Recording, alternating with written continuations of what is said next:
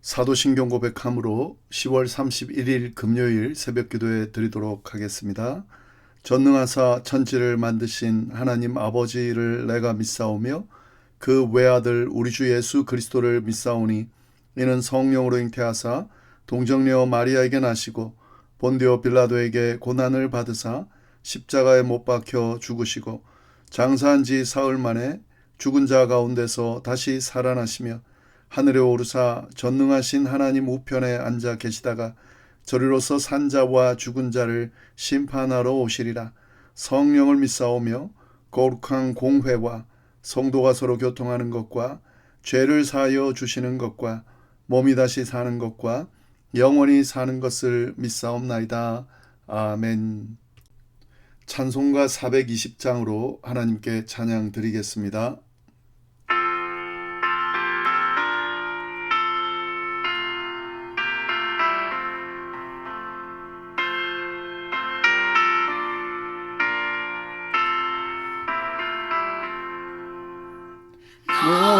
성결케 위해 기도하며 주 안에 있어 늘 성경 보고 온 형제들 함께 늘 사귀면서 일하기 전마다 너 기도하라. 너 성결케 위해 내 머리 숙여 저 은밀히 계신 내 주께 빌라. 주 사귀어 살면 주 닮으리니 널 보는 이마다 주 생각하라. 너 성결케 위해 주 따라가고 일 다급하여도 당황치 말고 참 즐거울 때나 또 슬플 때나 너 주님만 믿고 늘 따라가라. 너 성결케 위해 늘 기도하며 내 소원을 주께 다 맡기어라. 너 성령을 받아 주 섬겨 살며 저 천국에 가서 더 잘 섬기리.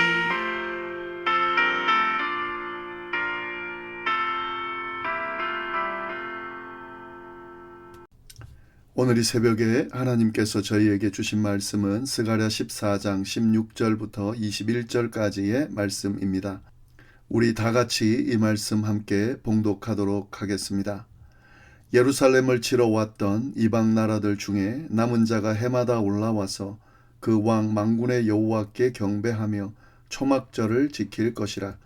땅에 있는 족속들 중에 그 왕 만군의 여호와께 경배하러 예루살렘에 올라오지 아니하는 자들에게는 비를 내리지 아니하실 것인즉 만일 애굽 족속이 올라오지 아니할 때에는 비 내림이 있지 아니하리니 여호와께서 초막절을 지키러 올라오지 아니하는 이방 나라들의 사람을 치시는 재앙을 그에게 내리실 것이라. 애굽 사람이나 이방 나라 사람이나 초막절을 지키러 올라오지 아니하는 자가 받을 벌이 그러하니라. 그날에는 말방울에게까지 여호와께 성결이라 기록될 것이라.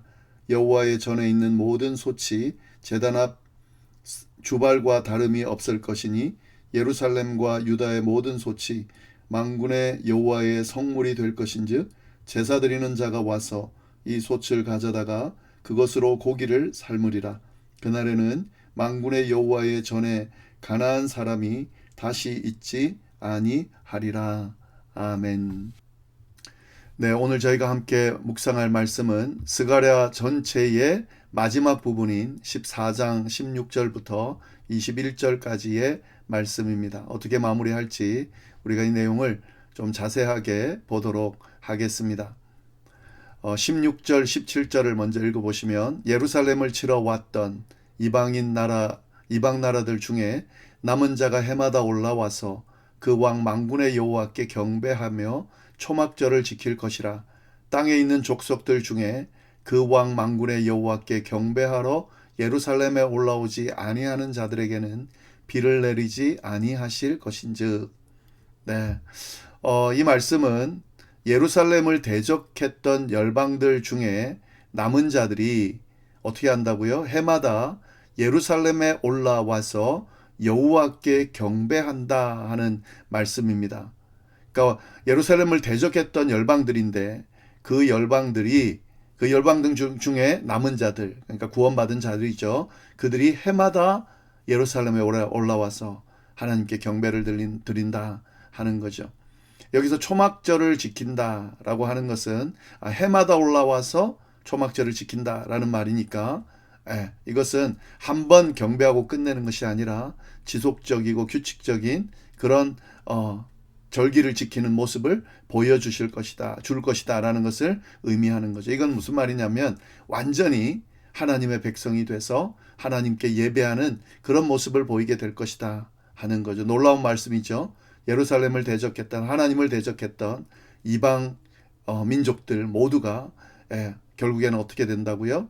하나님을 경배하는 그런 사람들이 된다라는 거죠.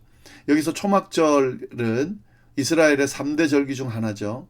광야에서 하나님의 보호하심과 또 가나안 땅의 수확을 기억하면서 감사하는 절기가 바로 초막절인데 이방 나라들이 이 절기를 지키면서 하나님의 은혜를 기억하고 감사하게 된다 하는 거죠.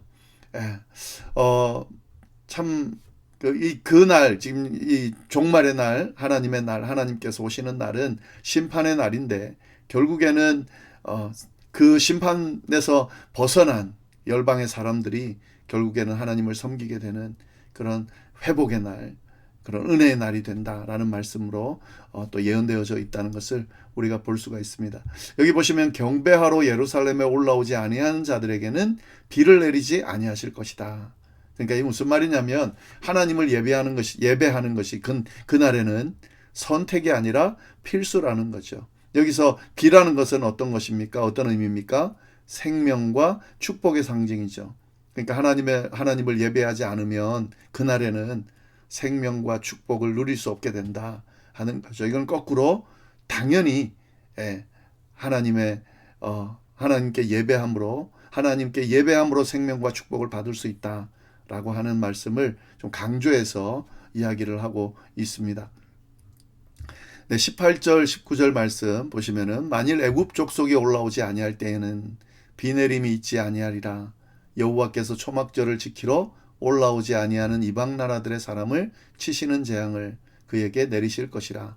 애굽 사람이나 이방 나라 사람이나 초막절을 지키러 올라오지 아니하는 자가 받을 벌이 그러하니라. 네, 이 말씀은 애굽을 비롯한 모든 나라가 하나님께 경배하지 않으면 재앙을 받게 된다 하는 말씀인데요. 이 애굽은 이스라엘을 괴롭혔던, 대적했던 그런 대표적인 국가죠. 그런데 그 애굽조차도 그날에는 어떻게 된다고요? 예루살렘에 올라와서 하나님을 예배해야 하는 상황이 된다 하는 겁니다. 또 여기도 나오죠. 여호와께서 초막절을 지키러 올라오지 아니하는 이방 나라들을 치시는 재앙을 그에게 내리실 것이다 라고 말씀하고 있는데, 그러니까 여호와께 나아오지 않고 예배드리지 않고 절기 지키지 않는 그 나라들은 하나님께서 재앙을 주실 거라는 거죠. 결국에는 그 하나님을 경배하고 또 하나님께 예배드리면서 초막절을 지킬 수밖에 없는 그런 날이 될 것이다 하는 거죠. 여기서 보시면은 이게 지금 애굽도 피할 수가 없다는 말인데 어떤 나라든 어떤 민족이든 하나님을 무시하고 경배하지 않으면 재앙을 피할 수 없다라는 것을 분명하게 보여주고 있습니다. 그러니까 이스라엘이든 애굽이든 어디든 어떤 나라들은 동일한 기준으로 하나님께서 심판하시는데 그 기준이 뭡니까? 하나님께 예배하지 않는 자들, 하나님의 날을 기억하면서 초막절을 지키러 올라오지 않는 자들, 그들에게는 재앙을 내리실 것이다 하는 거죠. 그리고 거꾸로 그날은 그런 자들도, 그런 이방 나라들도, 심지어 애굽도 하나님을 예배하고 초막절을 지키러 오게 될 것이다 라고 하는 말씀을 하면서 하나님을 예배하는 것이, 하나님께 경배하는 것이 그날의 모습임을 분명하게 보여주고 있습니다. 20절 말씀 보시면은 그날에는 말방울에까지 여호와께 성결이라 기록될 것이라. 여호와의 전에 있는 모든 솥이 제단 앞 주발과 다름이 없을 것이다. 여기서 말방울은 전쟁터에서 사용되는 말의 장식품을 의미하는데요. 그러니까 이거는 성전의 거룩한 기구들과는 전혀 상관없는 지극히 평범하고 세속적인 거죠. 그런데 거기에도 뭐가 쓰여진다고요? 여호와께 성결이라는 내용이 기록된다는 거죠. 이거는 여호와께 성결이라는 말은 어디에 기록되냐면 대제사장의 관에 새겨진 글입니다. 근데 이 글귀가 정말 지극히 평범한 말방울에까지, 장식품에게까지 기록된다 하는 것은, 이건 뭔 말이냐면 모든 것이 거룩하게 된다 하는 게, 특별한 것만 거룩하게 되는 것이 아니라 일상의 모든 것이 거룩하게 된다. 심지어는 말방울에까지 여호와께 성결이라 기록됨으로써 그렇게 구별된다 하는 겁니다.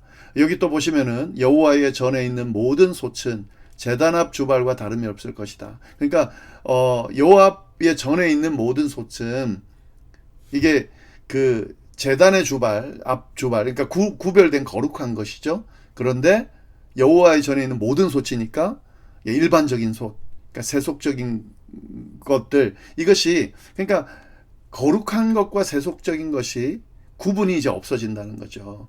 이건 무슨 의미입니까? 모든 것이 하나님께 드려지고 하나님을 위해 사용되는 거룩한 것이 된다 하는 거죠. 그날이 되면 모든 것이 하나님을 위한 거룩하게 구별되는 것이 된다라는, 그 정도로 그날은 하나님의 그 역사 안에서 이 모든 것이 다 거룩하게 쓰여질 거다 하는 의미의 내용입니다. 21절 보시면 예루살렘과 유다의 모든 솥이 만군의 여호와의 성물이 될 것인즉 제사 드리는 자가 와서 이 솥을 가져다가 그것으로 고기를 삶으리라. 그날에는 만군의 여호와의 전에 가나안 사람이 다시 있지 아니하리라. 예, 그 말씀이죠. 예루살렘과 유다의 모든 솥, 그러니까 평범한 것들인데 그것들이 어떻게 된다고요? 여호와의 성물이 된다, 거룩한 것이 된다 하는 거죠. 일상적인 그런 평범한 모든 물건들이 결국에 만군의 여호와의 거룩한 쓰임받는 물건이 될 것이다 하는, 제사 드리는 자가 와서 이 솥을 가져다가 그곳으로 고기를 삶는다는 것은 뭡니까? 평범한 것을 거룩한, 하나님께 제사 드리는 거룩한 것으로 사용하게 될 것이다 라고 하는 의미입니다. 그러니까 그날이 되면 하나님께서 모든 걸 거룩하게 만들어 주시는, 거룩하게 변화되어지는 그런 날이 될 것이다 라고 그렇게 예언의 말씀을 하는 거죠. 그러니까 완전히 하나님께서 지배하는 날, 완전히 하나님께서 통치하시고 하나님 앞에 모든 것이 거룩해지는 날이 바로 그날, 하나님의 날이다 하는 거죠. 여기 보시면은 마지막에 그날에는 만군의 여호와의 전에 가나안 사람이 다시 있지 아니하리라. 이 가나안 사람은 뭘 의미합니까? 거룩하지 않은 사람, 하나님을 대적하는 사람, 그런 사람을 의미하죠. 그러니까 그날에는 어떻다고요? 더 이상 거룩하지 못한 것, 하나님을 대적하는 것이 어떻다고요? 성전에, 하나님의 전에 없게 된다. 이거는 뭘 의미하냐면 완전하게 거룩하게 된다, 완전하게 순수하게 된다. 더 이상 부정한 것이 있지 않은 거룩한 모습으로 하나님 앞에 서게 된다 라고 하는 말씀을 하고 있습니다. 이러한 회복의 날에 대한 이 예언의 말씀은 사실 이스라엘 백성들에게도 주어진 거지만 사실 오늘 하나님의 백성들, 그리스도인들인 우리에게도 또 이 세상 모든 인류에게 주신 그런 예언의 말씀이다라고 하는 것을 우리가 늘 기억해야 되겠죠. 하나님의 날, 그날은 예수 그리스도께서 다시 오셔서 완전히 모든 걸 완성하는 날이죠. 그날은 심판의 날이기도 하지만 완전한 회복의 날이고 하나님의 나라가 완성되어지는 그런 날이고 모든 것이 거룩해지는, 더 이상 거룩하지 않은 것들이 지배하지 못하는 그런 날이 될 것이기 때문에 우리 믿는 자들은 그걸 기대하면서 그 날을 바라보면서 그렇게 살아갈 수 있어야 되겠죠. 물론 우리가 살아가는 이 날 하루하루가 하나님의 뜻 안에서 살아가는 그런 날이 돼야 되고 또 그날 하루하루가 하나님 앞에 거룩한 날이 돼야 되겠죠. 그래서 우리의 삶의 모든 영역에서 거룩한 모습으로 하나님께 영광을 돌리면서 온전히 하나님께 구별된 그러한 삶을 살아갈 수 있어야 되겠습니다. 그렇게 살아가다가 예수 그리스도께서 다시 오시는 그 하나님의 날, 여호와의 날이 딱 되는 그때에 완전히 거룩한 모습으로 하나님 앞에 나아가서 하나님과 더불어 영원한 나라에서 완성된 하나님의 나라에서 영원토록 살게 되는 그 삶을 우리가 살아갈 수 있게 되는 거죠. 이걸 기억하면서 오늘 하루하루 우리의 신앙생활을 좀 더 열심히 성실하게 잘 감당할 수 있어야 하겠습니다. 기도하겠습니다. 하나님 아버지 감사합니다. 귀한 말씀으로 또 우리를 깨우쳐 주시니 감사합니다. 스가랴 말씀을 통해서 그 예언의 말씀이 오늘 우리에게 주어지는 하나님의 말씀임을 늘 기억하면서 두려운 마음으로 심판의 날을 기대하고 바라보고 또 희망을 가지고 회복의 날을 기대하면서 살아가는, 그래서 하나님 앞에 온전히 서서 하나님을 쫓아가는, 하나님과 함께하는 그런 삶을 사는 우리 모두가 될 수 있도록 인도하여 주옵소서. 일상 가운데 하나님과 늘 동행하면서 하나님께 영광을 돌리는 그런 복된 삶이 되기를 간절히 바라고 살아계신 예수님의 이름으로 기도드립니다. 아멘.